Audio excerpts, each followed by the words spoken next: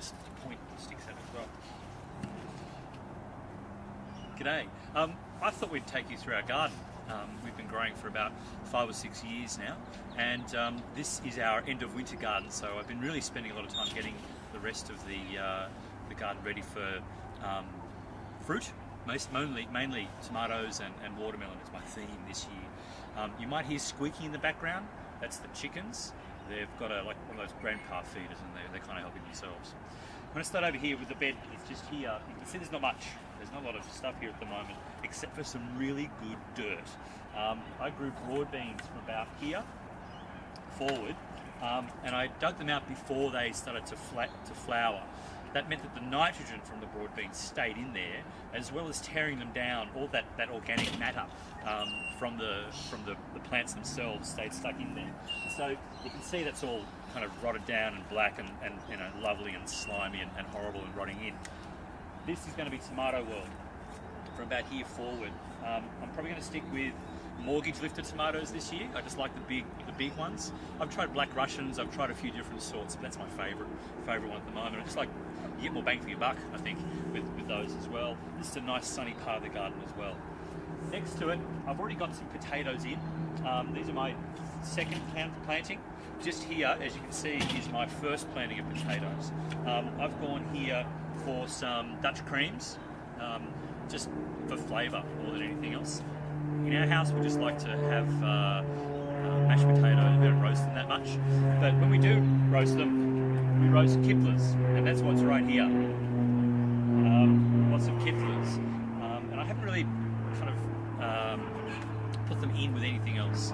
But this bed really has been undergoing not a lot of growing over the winter. There wasn't much really in there except for the broad beans, and that's because I really wanted to concentrate on getting them ready for tomatoes. We've got a poor old rhubarb in here.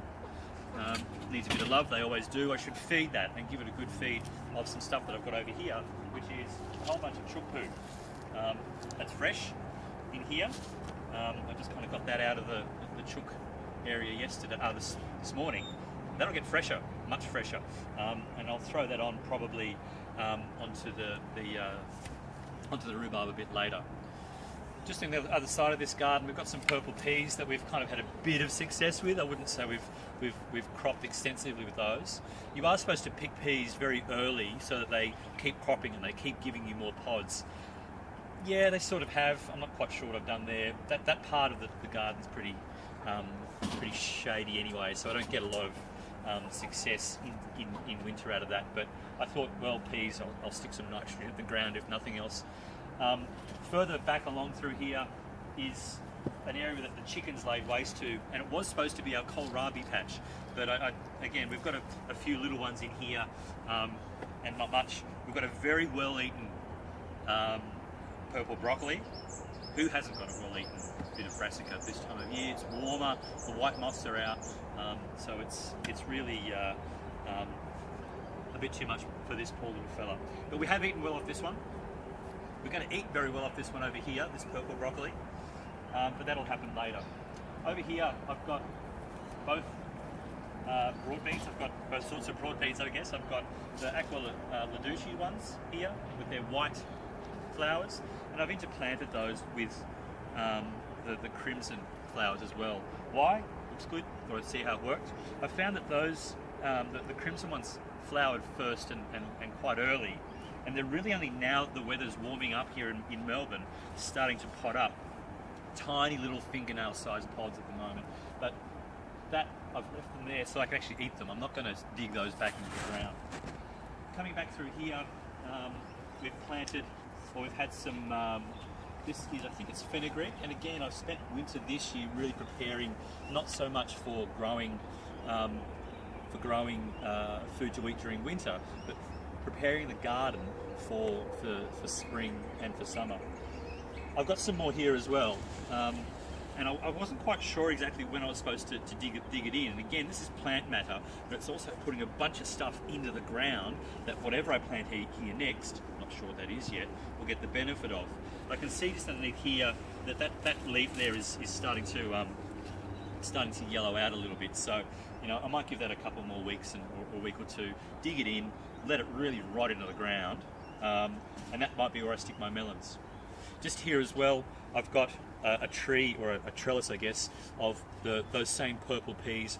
Look, I had a couple left in the packet and I thought I'd put them in and see how they went later in the season rather than the middle of winter. These ones here are about 4 weeks old.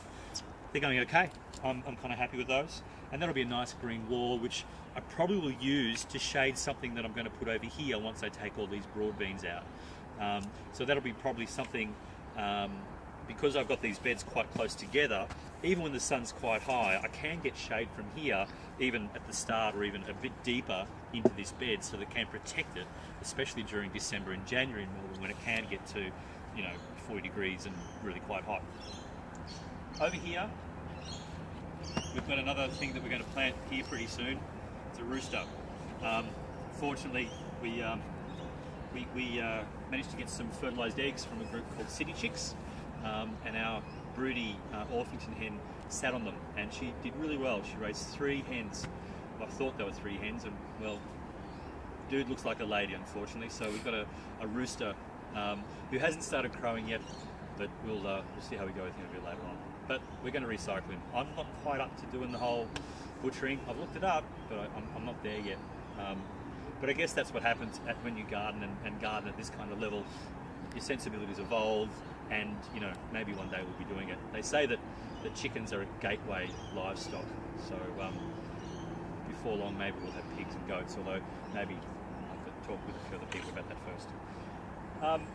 And that's it. The rest of the garden through here is just starting to flower up. As you can see, this is a nectarine, and there's a little tree back there.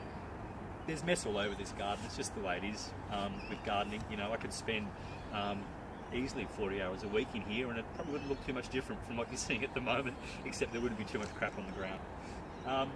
And that's pretty much our garden, except for the garlic, which is going quite well. Down through here, that'll harvest in November. And it hasn't started to bulb up yet. The days are longer now, and so the bulbs at the bottom are starting to come through all right. And here's some lettuce as well. We're not huge lettuce eaters, but we eat more than the snails do. But that'll start to come through for us as well. I've had some broccoli up through this area here that we ate quite well out of, but I'm just kind of letting that kind of rest a little bit. I chuck a lot of the chicken coop, the base of the chicken coop, into here, and that seems to work quite well. Tomatoes especially love that kind of stuff. Here's a lemon tree. Gotta have a lemon tree. And so that's our garden. So I'll give you a quick tour of what we do at the Garden Planner in our little garden.